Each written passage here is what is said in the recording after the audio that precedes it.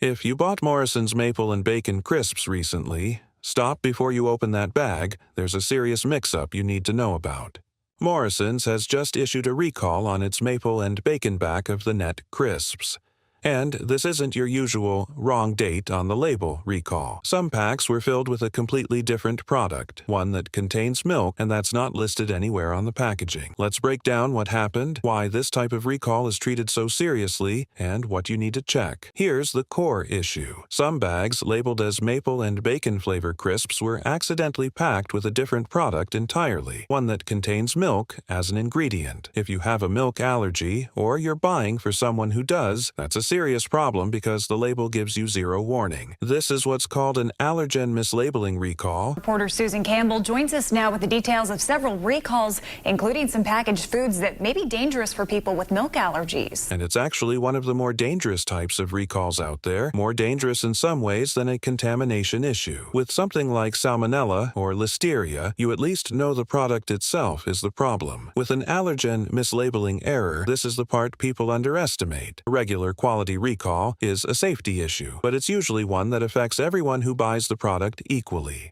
Allergen mislabeling is different because the risk isn't spread evenly. For most people, eating product with milk in it wouldn't cause any issue at all. But for someone with a genuine milk allergy, even a small, undeclared amount can trigger a reaction serious enough to require emergency treatment. That's why food safety agencies treat allergen errors as some of the highest priority recalls they issue, even when the number of affected packs might be smaller than a typical contamination recall. It's also why you'll notice allergen recalls tend to move faster. It's Lay's lightly salted barbecue flavored potato chips because they may contain an undeclared milk allergen. From discovery to public notice than other types. Regulators know that for the specific group of people at risk, every day the product stays on shelves unflagged is a real, immediate danger. So how does something like this even happen in the first place? It almost always comes down to a production line error, and it's worth understanding the mechanics because it explains why this keeps showing up across different brands and products. Modern snack factories often run multiple products through the same production lines,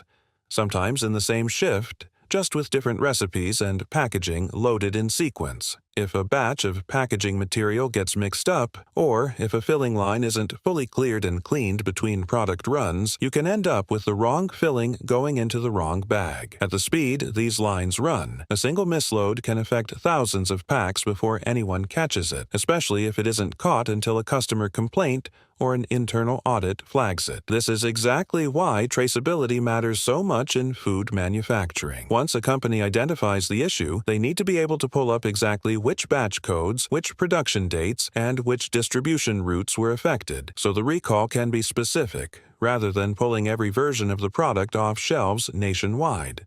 That's also why checking your specific batch code against the official notice matters.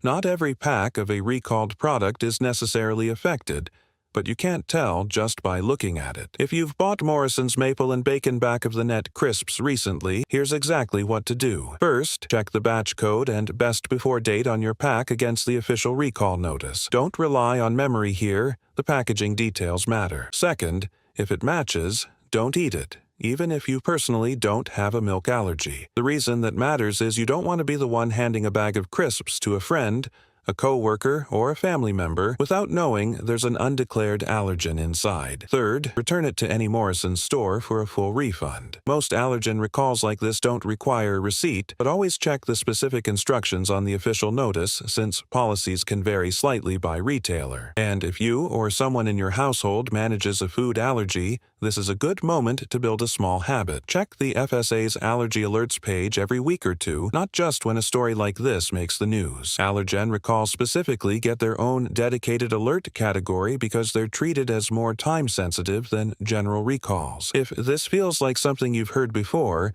that's because allergen mislabeling recalls happen more often than people realize. They just don't always make headlines the way outbreak stories do. These recalls tend to follow a similar shape every time. A product with a long shelf life, a packaging or filling error somewhere in production, and a gap of days or sometimes weeks between when the product ships and when the mistake gets caught. The scale of a recall like this can range from a handful of stores to a nationwide pull, depending on how widely that specific batch was distributed before the error was found. The broader point here is that these incidents aren't really about any company being careless. They're a reminder of how much can go wrong in a modern food supply chain that runs at high volume and high speed, and why checking the source yourself, rather than assuming a label is always accurate, is a genuinely useful habit, not paranoia. This is a good reminder that recalls aren't always about spoiled food or expired dates. Sometimes it's a packaging error that turns a normal snack into a real allergy risk, and it can happen to any brand at any time. This is exactly why I check these sources every week and bring them to you here. Not the sugar-coated version, just what's actually happening. If you want to stay ahead of these mix-ups instead of finding out the hard way, hit subscribe, turn on notifications, and drop a comment letting me know if you've ever caught a mislabeled product yourself. Stay aware, stay sharp, and I'll see you in the next one.